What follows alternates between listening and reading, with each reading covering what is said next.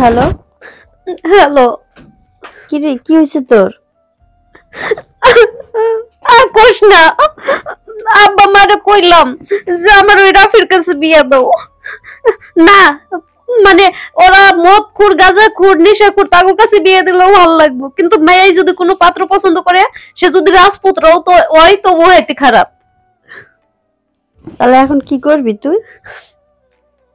তুই জানিস কি হয়েছে? কি হয়েছে কি? এতদিন তো শুধুমাত্র আমারে পাত্তা দিত না, এখন কোন মাইয়ার পাল্লাই পড়ছে।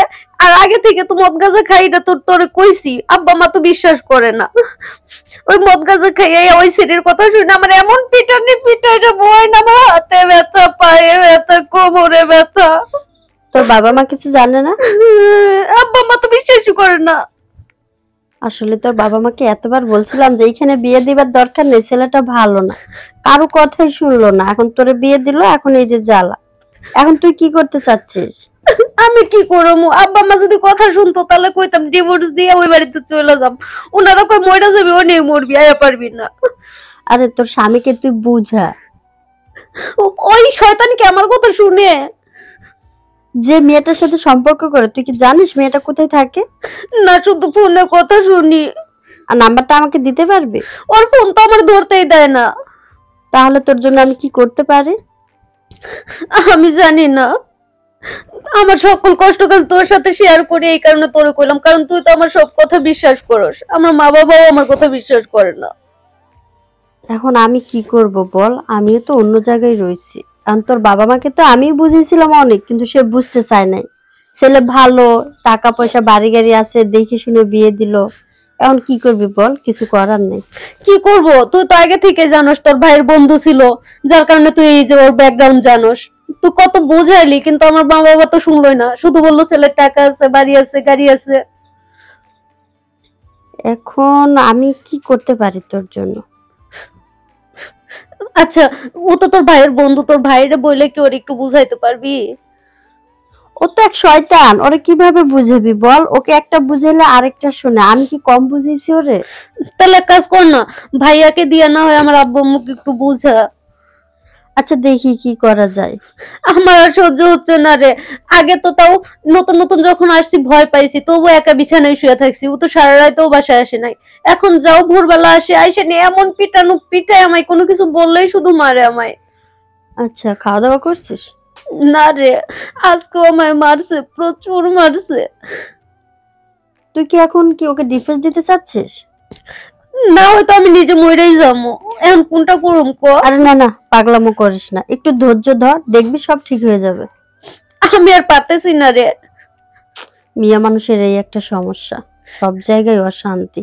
কি করবি, ভাগ্যে আছে, কিছু করার নাই, মেনে নে। ঘরে একটা বাজারও নাই, কিছু বললে বলে ওই কাজের ছেলেকে দিয়ে বাজার করাইতে। আর ও এরকম ব্যবহার করে বইলা কাজের ছেলেটাও সুযোগ নেওয়ার চেষ্টা করে, জানোস? আচ্ছা, তোর স্বামী তো এত খারাপ ছিল না, এত খারাপ হলো কি করে? তুই তো জানোস ও আগে থেকে একটু নেশা পানি করতো। নেশা করতো এটা জানি, কিন্তু মেয়ের নেশা তো ছিল না। তুই কি ঠিক মতো কার প্রেমে পড়ে গেছে আমি বলতে পারুম না। তুই কি ঠিক মতো আদর যত্ন করিস না? ও তো ঠিক মতো বাসায় আসে না, কি করব বল? আজকে বাসায় আসবে? আজকে তো যে বিকাল টাইমে আমার বাইরে টেরে বের হইছে। আজকে বাসায় আসলে সব ভুলে যাবি, ঠিক আছে? অন্য মেয়ের কাছে যে সুখটা পায়, তুই সেটা দেবার চেষ্টা করবি। ও আমাকে সহ্যই করতে পারে না, আমি কিছু বললেই শুধু আমায় মারে। সব দিকই তো ঝামেলা। তাহলে এখন কি করা যায়? আর এই সুযোগ ওই কাজের ছেলেটা, সে চায় আমার সাথে ভাবভঙ্গি করতে। আমি মালিকের বউ হয়ে কি ওই কাজের ছেলের সাথে ভাবভঙ্গি করুম ক? না না, সম্ভব না। আবার দেখা যাচ্ছে যে কাজের ছেলেকে দিয়ে তোর স্বামী যদি আবার কোনো কিছু ইয়ে করে? তাহলে তো তুই বুঝোস, কিন্তু আমার বাপ মা কিছুই বোঝে না। আমার মনে হয় 15টা দিন যদি আলাদা কোথাও থেকে আসতে পারতাম তবে ভালো লাগতো। আচ্ছা, তুই এখন আসিস কোথায়? ও জোর বাড়িতে আছি, এক ইয়ে আছি, মানে যে ওই পাশে যে ভাঙা ঘরটা? হ্যাঁ হ্যাঁ হ্যাঁ হ্যাঁ, ওই ঘরটার মধ্যে আছি। তোর উপর এত অত্যাচার করে? প্রচুর অত্যাচার করে রে। বিল্ডিং এ বসেও কাজ করতে পারি না, ওই যে কাজের একটা মেয়ে আছে না, ও সব কথা বইলা দেয়, এই কারণে এই ভাঙা রুমে আসছি কথা বলতে। তুই কি আইনের আশ্রয় নিতে চাস? আইনের আশ্রয় নিয়ে কি ওর সাথে আমি পারবো? ওর তো অনেক টাকা। টাকা পয়সার হিসেব পরে, তুই কি করবি সেটা বল, আমি দেখবো সব। তুই আমার পাশে আসিস? অবশ্যই, আগেও ছিলাম, এখনো আছি। ঠিক আছে, তুই যদি আমার পাশে থাকিস তবে আমি আইনের আশ্রয় নেব। ওকে জনমের শিক্ষা দিতে হবে, কারণ মেয়েদের উপর টর্চার করা, ওকে আইনের আওতায় নিয়ে আসতে হবে। নারী নির্যাতনের যে একটা মামলা, ওইটা ওকে দিতে হবে। তুই বুঝে শুনে কথা বলিস, কারণ আমার বাবা মা কিন্তু আমার পাশে কখনোই থাকবে না। সাথে আনতে হবে, কারণ আমি একা তো লড়তে পারবো না। আমার বাবা মা তো শুধু ওর টাকার পাগল। আমি আঙ্কেল আন্টিকে বুঝাবো। তুই যদি পারিস তবে দেখ, তবে তুই যে কথা বলবি আমি সেই পথেই চলবো।